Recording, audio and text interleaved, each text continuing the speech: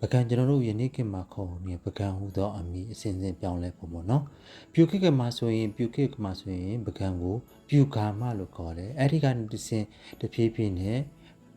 ပုဂါမနောက်တစ်ဆင့်ပုကံနဲ့ပကံလို့ဖြစ်လာတာပေါ့နော်ရှေ့ခေတ်ကြောက်စာတွေမှာဆိုရင်ပုကံလို့ရေးထားပြီးတော့အများသောအားဖြင့်ပကံဟူသောအရေးသားမှာအလုံးနဲ့ပါပါတယ်လဲဝင်ယူတဲ့တညဉ့်ညံပကံဖျားပေါင်းဟူတန်ပေါက်မှာဆိုရင်ရှေ့မှာစကားခုနှလုံးဖြစ်သောလဲဝင်ယူတဲ့တညဉ့်ညံကိုကနန်းချတော့အခါ4တန်း4,446,930အရေးအတွက်ဖြစ်လာတယ်အချို့ကတပံဆိုပြသေးသည်ရွှေလှတာဝဝဝင်ပကံဖျားမြစ်တို့ရေချိုးစင်ဆိုရ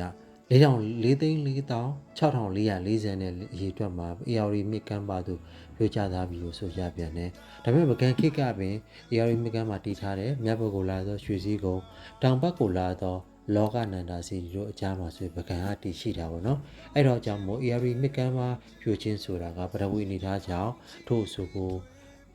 ပယ်ရပါလိမ့်မယ်။မူလအဆိုဖြစ်တဲ့ပကံအမှန်ကန်ကိုမူလအဆိုဖြစ်တဲ့ကျွန်တော်လဲဝင်ရိုးတန်တညဉ့်ညံပကံဖျားပေါင်းတန်ပေါက်တွင်ကြည့်တော့တန်ပေါက်၏ထုံးစံအတိုင်းအစ၄လုံးအလယ်၄လုံးအစုံ၄ခုအစုံ9ခုဖြစ်တယ်အစ၄လုံးဖြစ်တော့လဲဝင်ရိုးတန်ကိုသာယူ၍ခဏန်းချလိုက်တော့4,446ဟူသောအရေးအတွက်ကိုရမှာပါ။အင်းဝကမွန်ညင်းပြလက်ထက်မှာဆိုရင်ပြတက်ကရစ်800ခန်းကဆိုရင်ပကံဒေသကြီးဖျားအရေးအတွက်ကိုကောက်ယူတဲ့အခါမှာတင်